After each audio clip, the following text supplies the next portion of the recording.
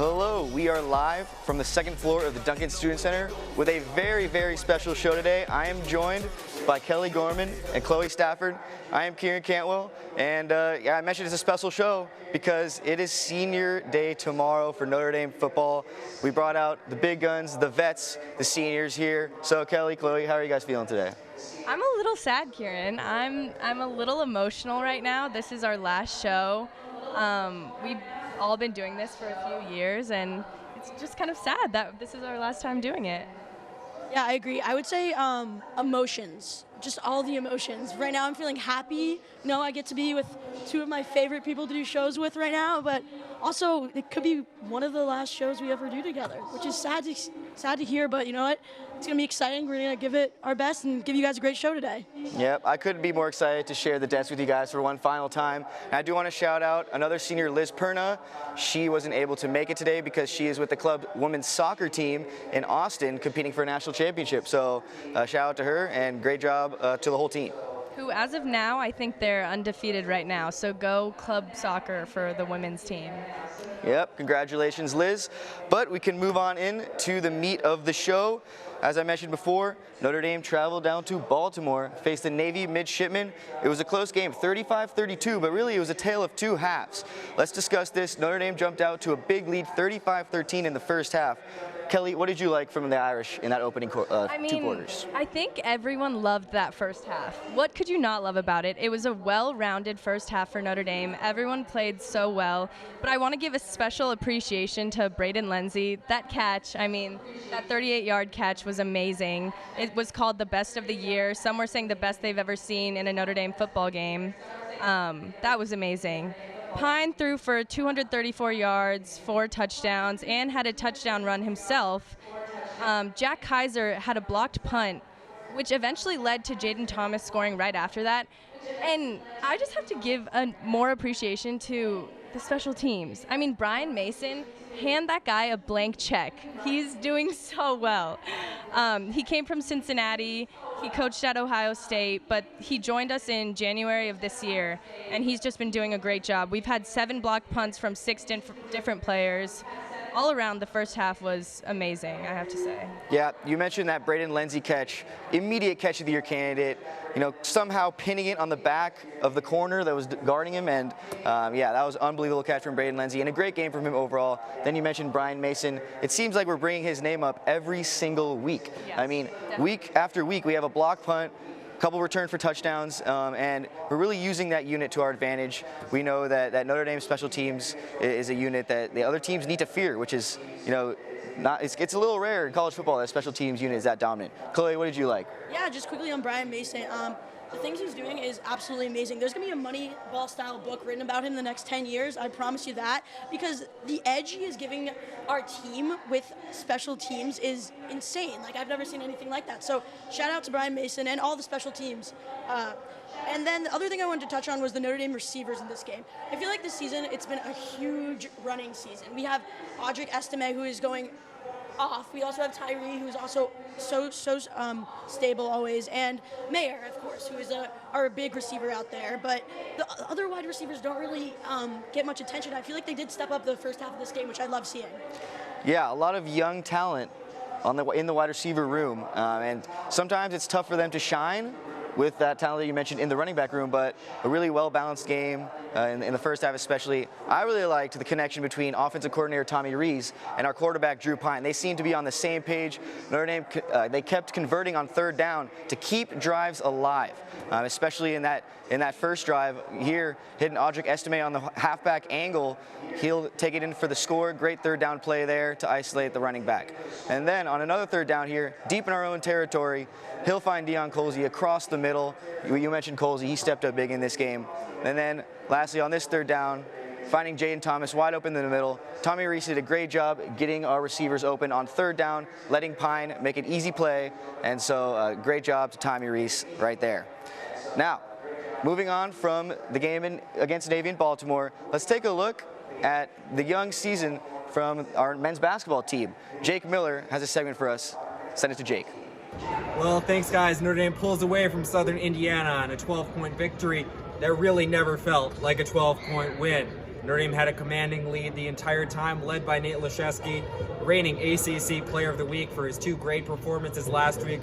Those performances continuing this week.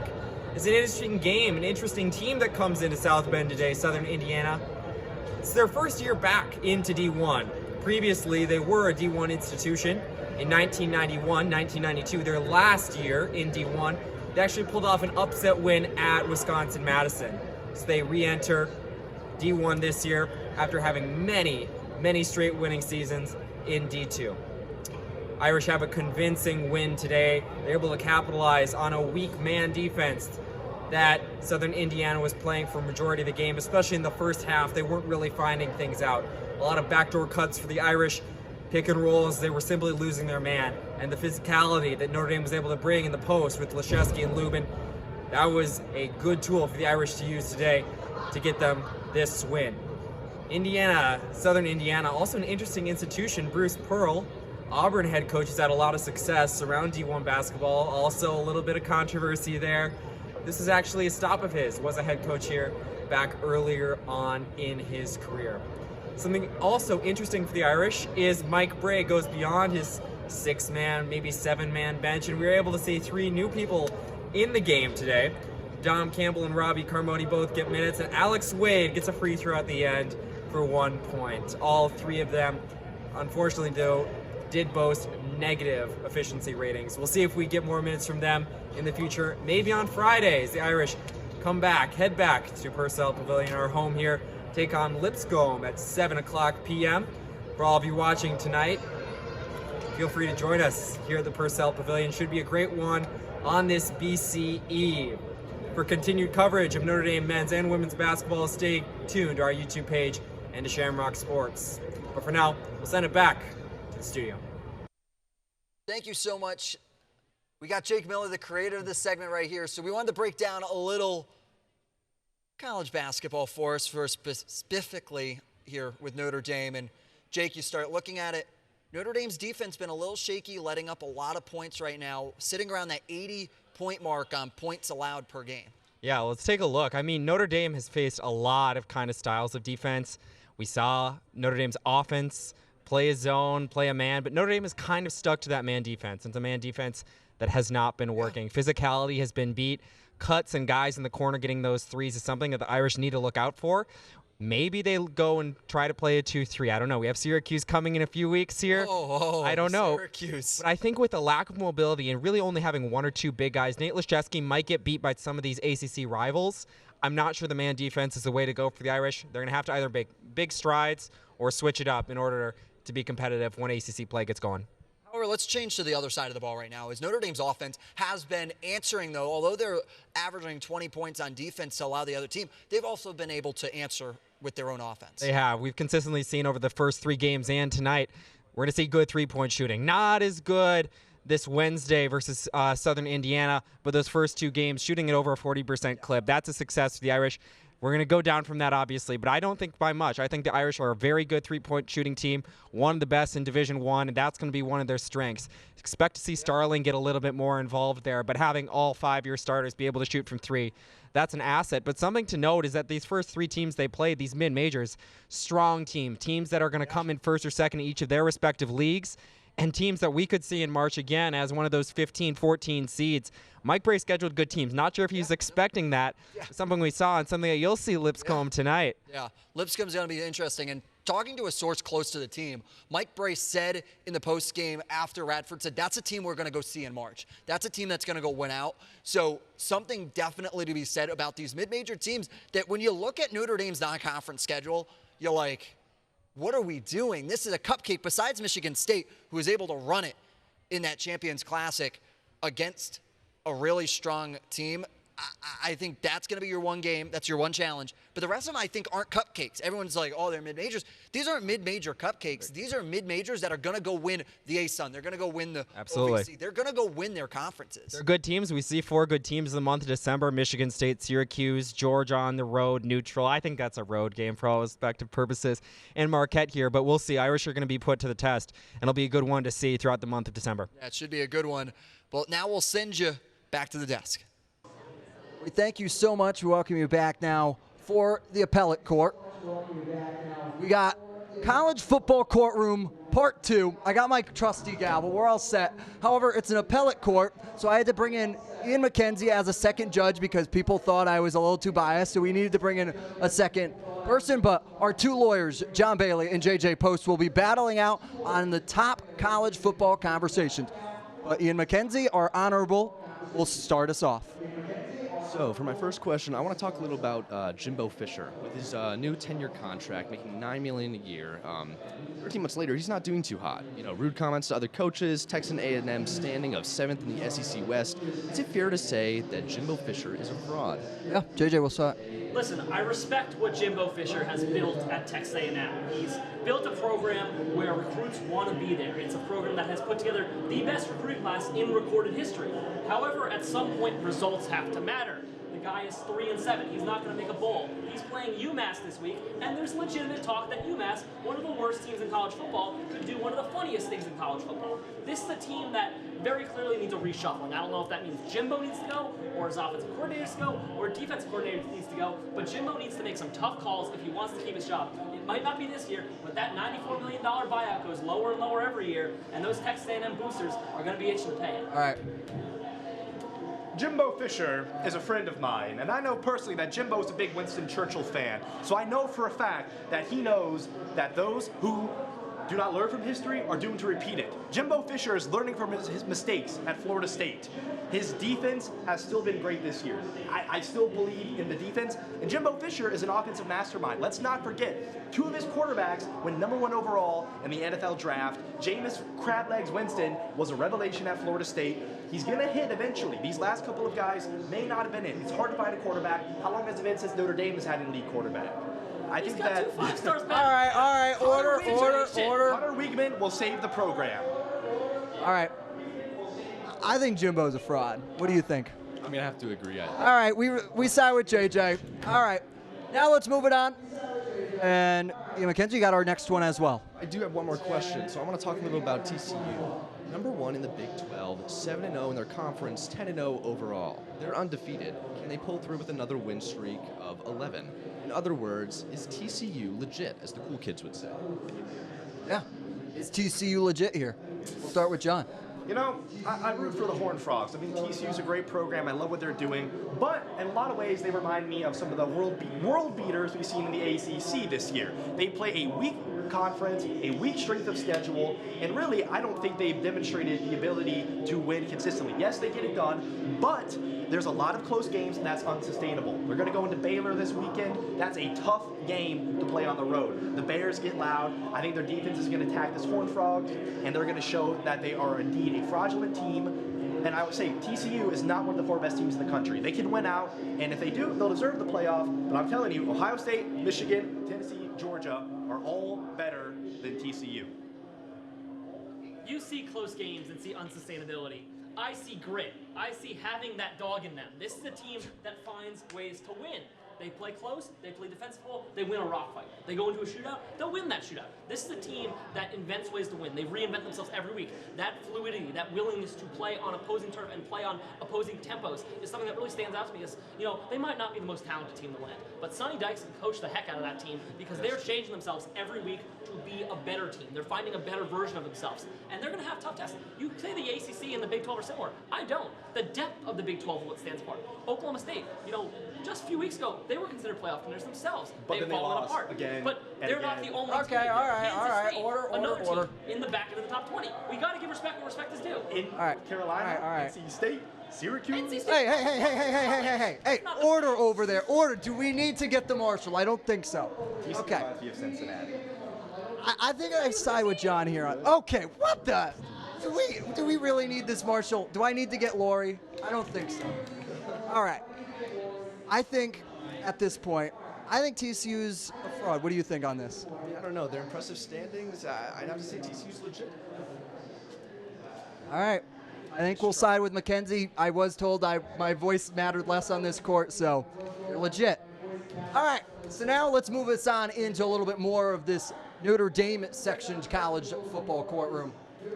Is Notre Dame the ACC champion? They took down the 2 teams that will be vying for the championship in Charlottesville around a month from now, and Well, they took down Clemson here in a storm fielding 2 weeks ago, and then you look at UNC. They also took them down at their place. So, question goes out: is Notre Dame the ACC champion? So I was intending to take off my sunglasses for the rest of the segment. They are going back on because this is a message to the haters of the non-conference, the independents. You have lost. You told us we were afraid to join a conference. Well, we've just beat the 2 best teams in one of the Power 5 conferences. I don't care that the ACC is weak this year. They have 2 undefeated teams had Notre Dame not existed, and thankfully Notre Dame does exist, so we don't have to deal with Dabo Swinney and Mac Brown battling it out for a playoff spot. So that aside, listen, Notre Dame at this point has proven that even if it won't win the ACC every year, because Clemson doesn't win the ACC every year, they have proven they can handle it, they can compete. I don't even want us to be the ACC. The ACC at this point, that's an insult. We're a Big Ten team if we have to join a conference. Thank you. Don't put us in the little boys of the ACC, the Big 12, the Pac-12. Sure, they're there, but let's be honest. The those aren't agreement real means teams. nothing? The Big Ten is where I want to be. Let us get Michigan. We played Ohio State close. I think Freeman has this team going in the direction where we want to go with the big Let's boys. go, John. I must join my brother in sunglasses in a moment of camaraderie in saying that I am 100% on board with that. Notre Dame is the champion of the ACC, and there's nothing I can do to deny it. As much as I would want to, I have to relent. We are a 2-time ACC champion now, and once again, I think they're beneath us. The Big Ten is where we belong as a team conference with some actually good teams. Clemson football has proven itself Some actually to good teams in be. Northwestern. I mean, Northwestern almost beat Ohio State. That's a quality loss right there. True. But to my point, In a hurricane, though. to my point, the ACC just does not have the competition, I think, to warrant any of them being a true champion. I think they have vacated that right to Notre Dame by consistently losing. Undefeated against ACC, Notre Dame, congratulations. Second conference championship. All right, order. I think it's safe to say, yeah. We don't even have to. All right, let's move on. And now the biggest question right now of the year for Notre Dame football, as although they seem to have turned a corner and found themselves in a decent position, the question now persists. Does Tommy Rees get extended for another year? John? So I feel like I might be put on trial myself for this quote right here, but I want to say, little Jim Harbaugh right now, who's got it better than us? Nobody.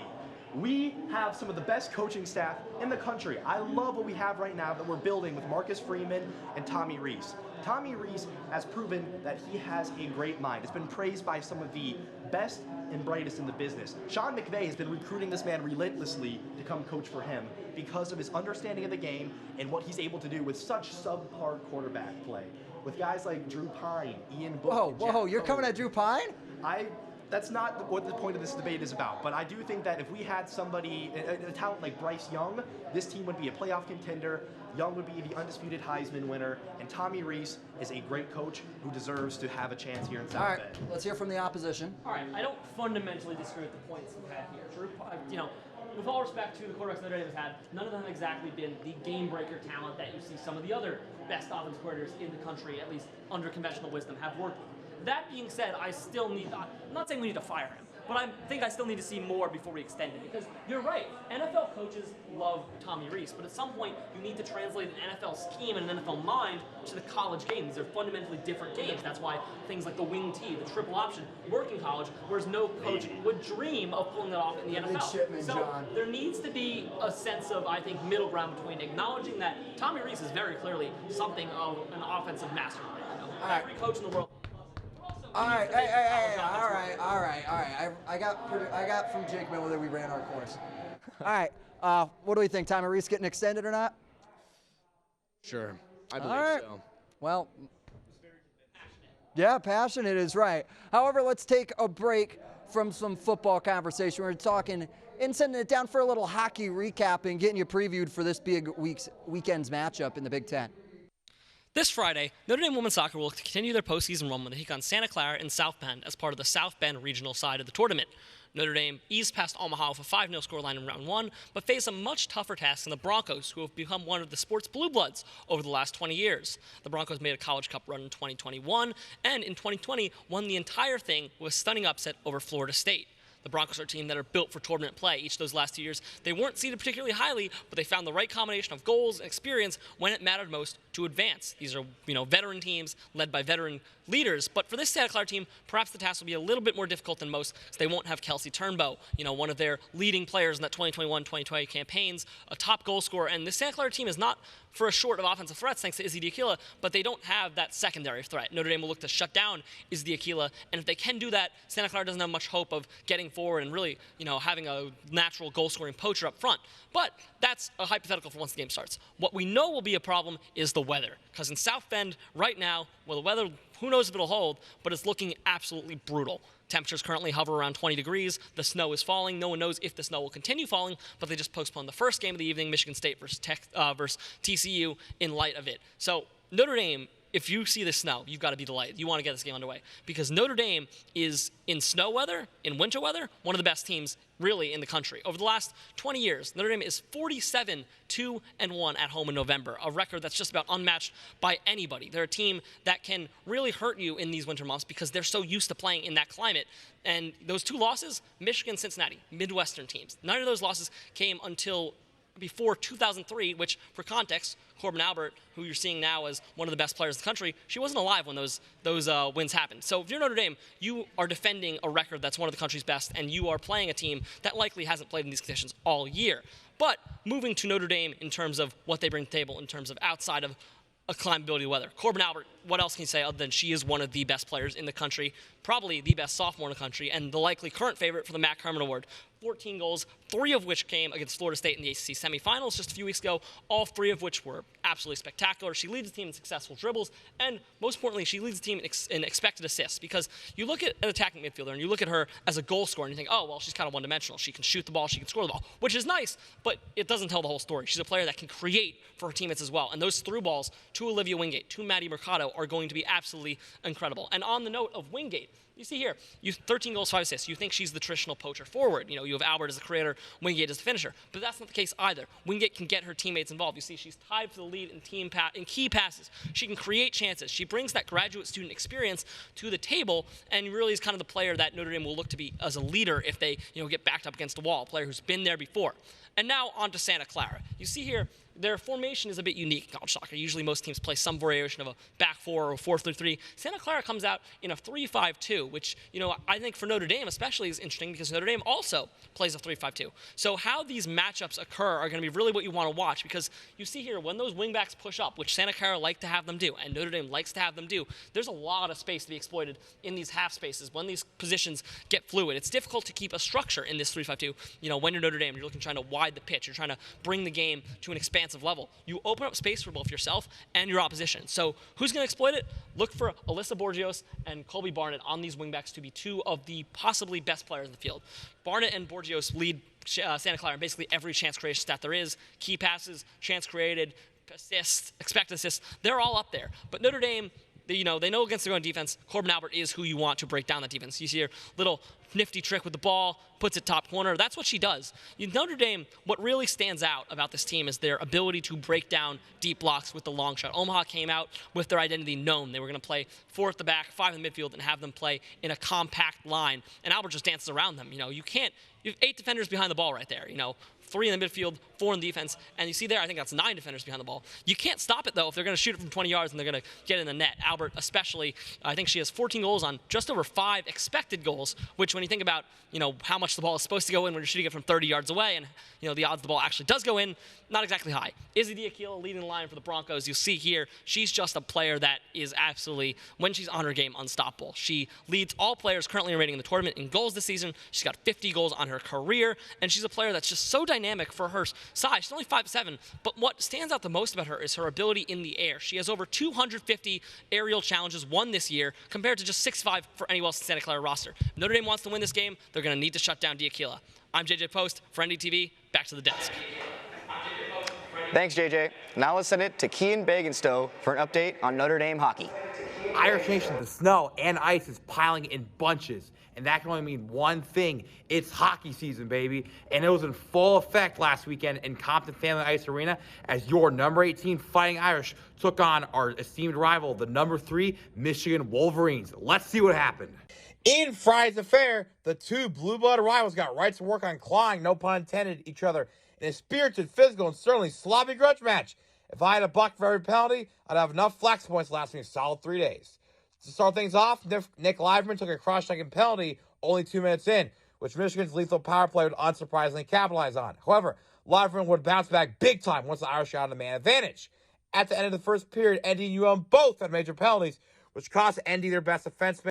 In the second period, the stalemate was immediately broken as UM scored within the first minute, and they kept pouring on from there, scoring 3 more goals and outshooting Notre Dame 18-4 in a showing of complete and utter dominance, both physically and tactically. In the game's final act, despite there being no goals, there's shockingly plenty of energy as ND and UM combined for 13 penalties and 3 game misconduct. At the start of game 2, it looked like same song, different version of Fighting Irish as UM came out blazing with 2 first-period goals. Freshman Adam Fantilli had a saucy flick at a twig that set up Ethan Edward on the easy one-timer. Then, UM scored on a power play, baiting the Irish into screening their own goalie. Not great. However, I would have loved to be a fly on the wall during Coach Jackson's intermission address because the Irish looked like a brand new team in periods 2 and 3. After UM kept the ice tilted for the first half of the second period, the Irish executed a tic-tac-toe even-strength goal and then scored on their power play after. Then, Grant Silinoff sent Compton into a blaze as he fired a wrister that trickled off Edwards' leg, completing the elegant upset that the Irish desperately needed. With Notre Dame's spirit and turn hopes reinvigorated, the Fighting Irish look forward to a matchup with struggling number 12 Ohio State Buckeyes in Columbus, Ohio. Ohio State is coming off getting swept against Michigan State, who the Fighting Irish actually split the series with. But Notre Dame should not take the sleeping giant for granted or take him lightly because Ohio State has tremendous upside as they have taken down the Alabama of college hockey and the Minnesota Gophers. However, if Notre Dame can keep the spirit that allowed them to rally on the awesome comeback against Michigan in Game 2, they should be just fine. That's all from me on the Stick and Puck. Let's get back to the studio. Go Irish, beat Buckeyes, and avenge football. Go Irish, beat Buckeyes. Thanks, Cian. Now it's time to pivot back to the Notre Dame Fighting Irish football team. As we talked about before, Notre Dame has moved to 7-3, coming off the 35-32 win against Navy in Baltimore. That has moved the Irish up to number 18 in the college football playoff rankings. So now, a long-awaited matchup pretty much every year. The Holy War returns. Boston College is coming into South Bend at 3-7. However, last week they beat number 16 NC State on the road 21-20. Now, tomorrow is supposed to be in the mid-20s, 40% of snow. It's going to be a cold one. Kelly, what do you think the keys are for the Irish to take this one? I think the main key is to not play down to their level. Boston College is not a good team. They're not a good football team. They've had the worst rushing offense in college football. They haven't had 100 rushing yards since week 5 against Louisville. They gave up 39 sacks in 10 games. They're tied with Kentucky and LSU for this stat. And I think we really, really need to focus on containing Zay Flowers. I know we've talked about this off camera, but he has 921 yards, which is ranked 13th in the country, and he has 10 touchdowns for the season. But he's really all they have. So I think if we stay playing our game of football and we contain Zay, then I think we'll be just fine. Yeah, you mentioned Zay Flowers. He's an All-American talent out there at the wide receiver position. I think he's averaging just over 90 yards receiving per game. You mentioned he's really all they have. Yeah, their running game is non-existent. And the quarterback position has been a little bit of a carousel. Now, Phil Jurkovich, a name that a lot of Notre Dame fans, I'm sure, are familiar with, as he originally committed here and played here for a couple years. But he transferred to Boston College a few years back, and he's been playing well. But he suffered a knee injury against UConn on October 29th, so he is questionable heading into this contest. Now, the backup quarterback, Emmett Moorhead, started last week in that impressive win, so it'll be interesting to see who the Eagles throw out there at quarterback. However, I think that these weather conditions might have a big effect because all they can do is get it through the air, so it'll be interesting to see that dynamic and how the weather plays into their offense. Chloe, what do you got for Notre Dame? Yeah, so this year, backup college, Boston College, has had a lot of turnovers. That's 8 fumbles and 11 interceptions on the year, which gives Notre Dame a great opportunity to maybe get a fumble and an interception of themselves. One specific game was the UConn game where BC lost 13-3. They had 2 fumbles that game and 3 picks. And I think Notre Dame can completely capitalize on these interceptions and on these fumbles. And we need to look at what Notre Dame defense can do this time. Yeah, I mean, if Notre Dame could capitalize on those turnovers, it should not be a very close game, if we're being serious here, because Notre Dame should control the line of scrimmage. That's really the most important thing in a snow game, which there's potential of that happening tomorrow. And so, yeah, the Eagles are at a huge deficit. I know it's a 21-point spread, and so, you know, the Vegas odds makers think that Notre Dame has a huge advantage, and I think we all are in agreement with that. And so, you know, with that being said, I think it's time for our score predictions to settle the score, and we are bringing in some very special guests. You guys saw Jake Irons with the appellate court earlier, but we are bringing in NDTV Shamrock Sports alum, Hall of Famer, Chris Frick. He is back in town. He graduated last year. Chris, it is very nice to have you here, man. Can I have a mic? Yeah, let's get him the microphone. I need a mic. so professional. No, it's great to be back, guys. One thing that they don't tell you about graduating is that you get really, really boring. So I'm terrified to be on camera right now. This is a horrible experience, but I mean, if it improves the show, it improves the show. You guys are all dressed very nice. I am too. So do you want my score prediction now, or? Yeah, let's hear it. All right, so, 31-13. That's it. I'm extremely nervous, so I don't have any other analysis. That's no analysis. I mean, 31-13. No analysis there, Chris? So unlike you. It's a symmetrical score. I think that's nice. It's symmetrical. Are you playing scoregami then? Yeah. Yeah, 3-1, 1-3. A little symmetry going on. Yeah. So you think that the seniors are going to show out in Chris Frick's anticipated return to South Bend, Notre Dame Stadium? Yeah, everyone's been waiting for that, I think. Chris acts like he doesn't work for NBC right now. Like, is he? Hello? Okay, do you want my score? Yeah, let's hear it, Kelly. Okay, my score prediction is 34-17. And this is going back to only if we don't play down to their level. This could go so many different ways. We don't know with our team this year. But right now, I'm going to go with 34-17. Yep. Are we going to get the Notre Dame that's blown teams out, or we're going to get, a little questionable one? So, I don't know. It seems like you're pretty confident. 3-score win. Chloe, let's hear yours. Oh, okay. So I guess it's my turn. I think the Notre Dame rushing game is going to be extremely important. Estime is going to be looking for lots of yards again. And the BC's defense averages 376 total yards per game. Most of this comes from running. So I think we're going to get the score up a bit. Definitely some running touchdowns. With that said, I think it's going to be a pretty solid ND win, 37-13. The only thing is I agree with Kelly.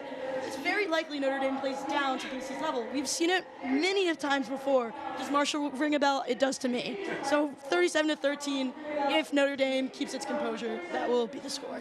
Very well. All right, and then we had to bring on Jake Irons. He's known for his very accurate score predictions, so we're going to get him here. Accurate score predictions. I got this one, guys. I think this one, I'm staying within the 30s like everybody else here. 31-10, I think BC is going to fall flat on the offense. They're going to get a touchdown early in the game and a field goal. They're not going to score again in the second half. However, I think Notre Dame is going to show up and show out against arguably a weak BC team. However, let's get excited. The Holy War returns to South Bend. This is something to be noted about. Yep, show up and show out. I really like that. I agree. I think that Notre Dame is going to take advantage. Some of the seniors and the players that are maybe leaving next year, it's going to be their last game in Notre Dame Stadium. I think they're going to want to put on a statement. I have Notre Dame winning 33-14. The only reason I'm letting BC get 14 points is because we discussed Zay Flowers. Yeah, it's a bold statement to let them get 14, am I right? Yeah, so I'm going 33-14 Irish. But we really appreciate you having you guys on. Thank you so much for joining us. Chris, it's awesome to see you again. Yeah. All right. Thank you for coming. Thanks, Chris. He came all the way from New York just for this. So, awesome. Yeah, it just happened to be, there happened to be a game tomorrow too, and so I guess he got lucky on the timing there. But, oh man, I'm excited for this time of the show, but I'm also dreading it a little bit because it's a reminder that tomorrow is myself, Kelly, and Chloe's last game in Notre Dame Stadium as students here in South Bend. And so, in commemoration of that, we are going to look back at some of our favorite football memories in the past 4 years. Chloe, what you got for us? Yeah, so I have double storming the field, both times Clemson, one time our sophomore year, back in 2020 season when COVID hit, and that was amazing. That was crazy. This is from this year. This is also this is my other part of my favorite memory, the 2022 Clemson storming the field. It's just crazy that as a college student at Notre Dame, that I got to storm the field 2 times. People never get to storm the field as students, and I got to do it a whole 2 times against the same team, and both times were amazing. COVID was interesting because we got to be in the stadium, which a lot of other schools didn't, so that was awesome. And then this season's Clemson storming was amazing because it's their senior year. What else more can you dream of storming the field, your team right beside you, all your friends and all your family there? It's just amazing. So I would say the double storming of the field. I just want to thank the Clemson Tigers for their confidence on the football field. Thank you for letting us storm the field twice. That was awesome. But Kelly, I know that we sat together for that first game in 2020, and it was awesome. So let's hear your thoughts. So really loved the USC game freshman year. I loved Soldier Field. I loved Vegas this year. There were just so many good games, but Kieran said it. I put this picture of Paulin right here. The Clemson 2020. I don't have many pictures from this because my phone died halfway through the game, which I loved because I got to experience the moment. But Clemson 2020, picture this. It's COVID, just only students are in the field. I'm standing with Kieran in the first row of this football game. I swear I would bet money that Kieran was the first one on that field. Double overtime. Kyron scored twice in both overtimes. Kieran's on the field before the game even ends. It was just crazy. Like the best top 10 days of my life. That was amazing. Yeah, it was so fun. I mean, we were in the opposite end zone of the last play of the game. We were sitting behind the opposite end zone, and it was like 4th and 17. And if we stopped and we won, and I saw the quarterback kind of going down, so I knew that it was going to be straight pandemonium. So I had to be one of the first ones on.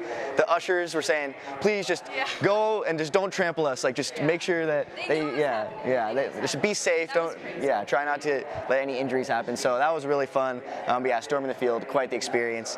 And now that you mentioned those two, I'm going to mention one that was specifically fun for me. Right when it came out on the schedule a few years ago, I was looking forward to the game against BYU in Las Vegas earlier in October this year, our senior year. And so I got to go out there. This is me and my buddies at the opening kickoff. My dad's filming. It was really nice to see my dad out there and watch a Notre Dame football game with him for the first time since I've been a student here. And so we went out there and had a great time. That's me and all my friends after the game.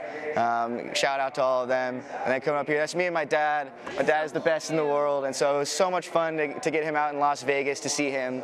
And so, and shout out to BYU. Their fans were really good. It was really loud in that stadium. That atmosphere was rocking. I love that stadium. Yeah, it was great. Yeah, the Raider Stadium was awesome. So I just had a great time in Las Vegas, and that's one of my favorite football memories of the past 4 years. Yeah. And so any last thoughts on our final Shamrock Sports football theme show? Yeah, I just have to say, this is a PSA to all of the seniors. Tomorrow, I know I struggle with this, but just be present. Like, we've had such a great opportunity to go to this school and experience this community, and tomorrow's our last game all together as students. I think that's really special, and I think if you just take a moment tomorrow and be grateful and happy to be where we're going to be, I think it's going to be a great day. Yeah, I have to agree with Kelly on that one. It took the words right out of my mouth. I definitely think that all the seniors tomorrow just have fun and be with your friends and family and do what you enjoy and just take it all in. That being said, it's just about time to sign off for our final show. Alongside Chloe Stafford, Kelly Gorman, I'm Kieran Cantwell. This has been Shamrock Sports. Thanks for tuning in.